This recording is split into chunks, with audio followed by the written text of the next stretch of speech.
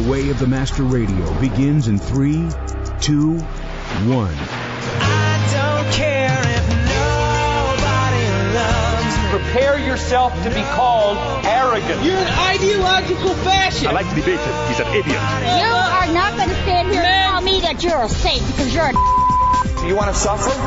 Just go share Christ with every person on your street and press it to the point where they know that they're going to go straight to hell if they step out of this world without Christ. You'll suffer. Just call up all the apostate pastors in your area that aren't preaching the gospel of Jesus Christ and go ahead and challenge them to get on the biblical program. You'll suffer.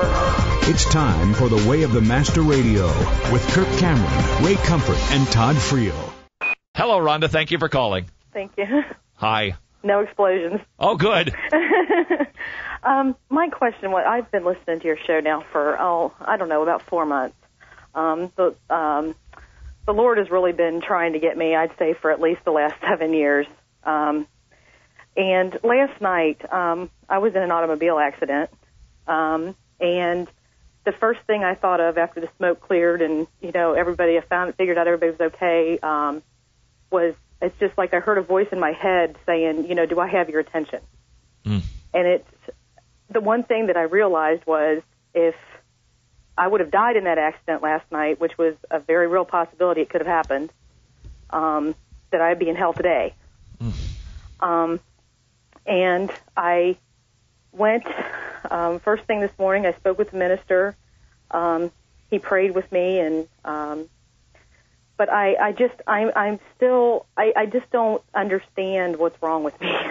Basically, why I can't take that final step to give it all to God.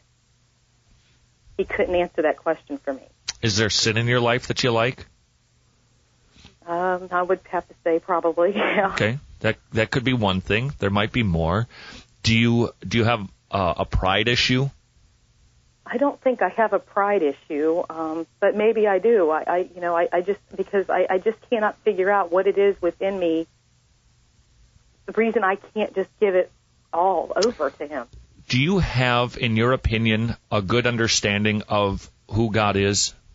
Yes, I do, and in my opinion, I do, and I know and I believe with all my heart and soul that there is a God, that God sent His Son Jesus, and He died for our sins, and salvation is through. I believe all that with all my heart. Mm-hmm. That's why I can't understand why I just can't give it all over. What do you?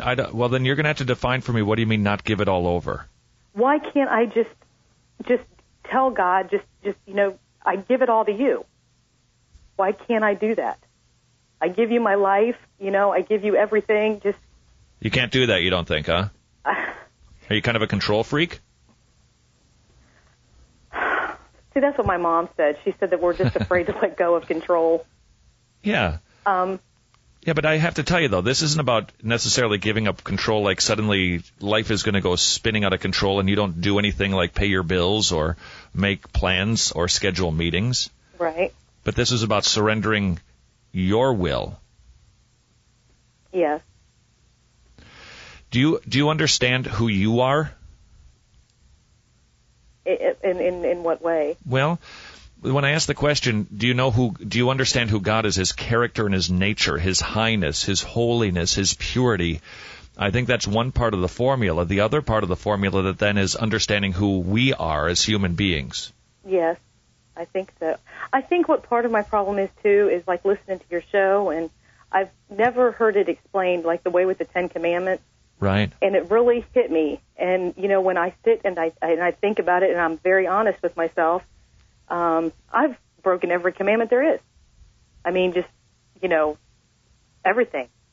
Oh, and yeah. Sometimes I just don't feel worthy. I sit and I think to myself, the sins that I've committed, they're so bad. That could be another element, Rhonda. It could be that you don't feel that there's any way God could forgive somebody like you. That's kind of what I feel like. And I feel when I do try to pray and things like that, I just don't feel worthy, or yeah. I just don't feel like He's listening. Or let me tell you something real quick here, and then you and I will talk off the air. Okay. You're not worthy. That's the whole point. Yes. That's exactly the point.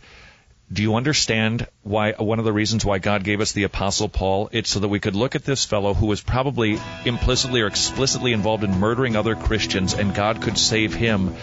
He died for the sins of the world, and he's God dying for them. He can forgive any sin. He can forgive Paul, and he can forgive you. Pray for Ronda. We'll be back with Hour 2. The Way of the Master Radio begins in 3, 2, 1.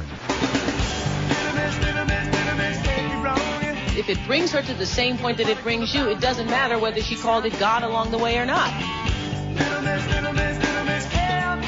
Does God care about your heart, or do you call his son Jesus? All beliefs have become only relatively true, and of course to the world, religion is the most subjective of all because they believe it's just some personalized experience, not a divine revelation. And so the culture is becoming more and more relativistic, and the church is catching the disease. It's time for The Way of the Master Radio with Kirk Cameron, Ray Comfort, and Todd Friel. So you don't know for sure if you're saved, eh?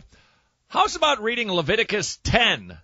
That ought to just snap you up straight. Hello, this is Way of the Master Radio. We're having ourselves a free for all Friday here, which means you call.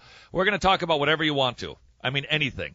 1-877-LAW-GRACE. 1-877-LAW-GRACE. The reason, though, that I began with suggesting to read Leviticus 10 if you're not sure that you're saved, we do 2 hours of radio here. I don't know if your station, you get 1 or 2 hours. We're beginning hour 2 right now.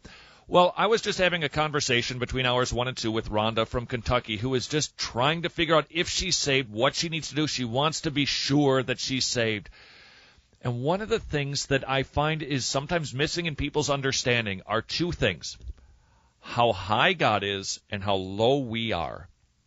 And when we spend some time reading things like Isaiah chapter 40 or the last 3 chapters of Job, where God describes how he made horses so that they could run into battle ignorant and yet be so strong and so helpful, and how he gave the ostrich stupidity so that when their eggs get squashed, they don't even care or understand, and how he formed the mountains and the water the way that it flows in the ocean depths, and you start to go, he's huge. And that will help you understand your sin.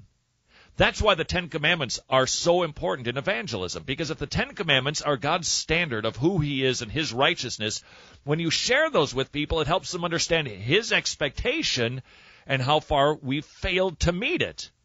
And the same thing can be true when you get a really high understanding of God's holiness. It shrinks you. And so, for instance, you read Leviticus chapter 10.